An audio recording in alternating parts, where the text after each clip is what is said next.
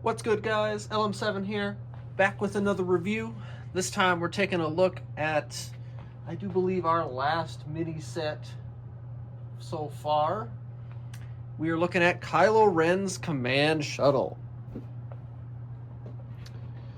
So, just like all the other midi scale, it has the Ultimate Collector's kind of font, and the box is a little more designer in quality. 18 plus, 75,406, 386 pieces, and it costs $69.99 in the US and $89.99 in Canada. And we'll talk about the price in a minute, because at first glance that looks abysmal, and it might not be wrong, but we'll still talk about it in a second. We get a couple shots of the ship in the movie, both landing and fly mode. And then you get your dimensions. It's 5 inches wide and over a foot tall. I don't know why they have it in landing mode on the stand. I personally wouldn't, but whatever. Spoilers. One instruction booklet for this one. As you can see, with the wings open, it's actually wider than the book, so that's kind of funny. I'm going to try to find the little secret. They do put a little secret in most of these mini sets. Here it is. This time around, just on the inside as a silly little joke. You can't really see it though, so it's just while building. It says Kylo Ren and General Hux are having a meeting. You see Kylo Ren with his little lightsaber. Just a funny little nod. I enjoy those, and they make them fun to build. But moving along, we get to the end of the ship, and it is 108 pages long. So, it's a typical build. You look at the piece count, and you're like, okay, it's under 400 pieces.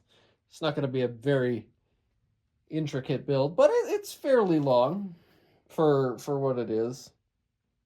It's certainly no Death Star or anything like that, but you knew that already going into it. All right, so we've seen the little teaser, and it's in this area here, but let's talk about the elephant in the room, the price. So obviously, this one has a considerable amount less pieces than all of the other ones that are in this price range. And it has less pieces, I do believe, than the two $50 midi-scale sets. So that is kind of a bummer. Not going to lie. But, like everyone knows and hates to admit or loves it, it doesn't matter to me. Obviously, Lego sets are priced based on weight, not piece count. Do what you want with that info.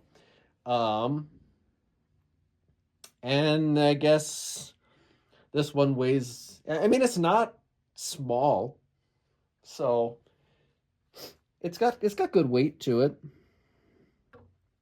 Probably weighs about as much as the Tainted 4, the home one. They're a little more compact. Obviously, most of the pieces go into the wings here, and they're, I'm not going to say they're hollow, but they're built with you build the frame, and then you build plates on the inside that don't quite go over the frame, and then you build the top over that. Whatever. If you want to know what I'm talking about, you got to buy the set and build it yourself. Anyway, price, it's a little high, not going to lie. So really, I would recommend trying to find this set on sale, and I'm pretty sure it will be. Honestly, I don't see a lot of hype for this one. I don't think I did when it came out either. I will say it's pretty cool. Cool is a relative term here. Cool that it is the first episode 7, 8, 9 set after the initial 3 waves when their movies came out. So they're trying to keep some of the sequel sets in there once in a while to, I guess, probably judge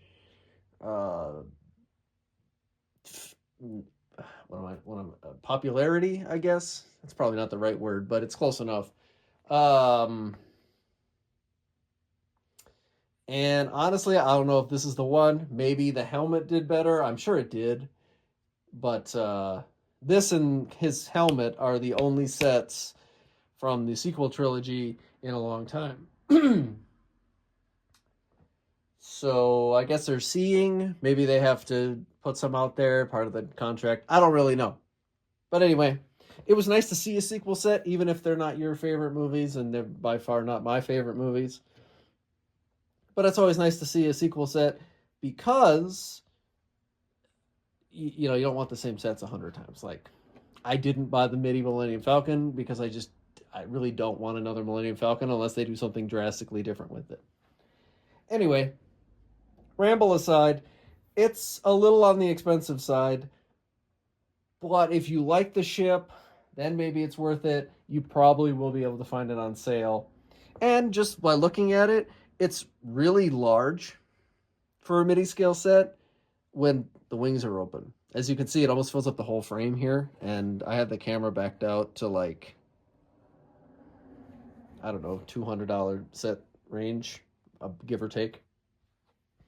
So it's a pretty big set.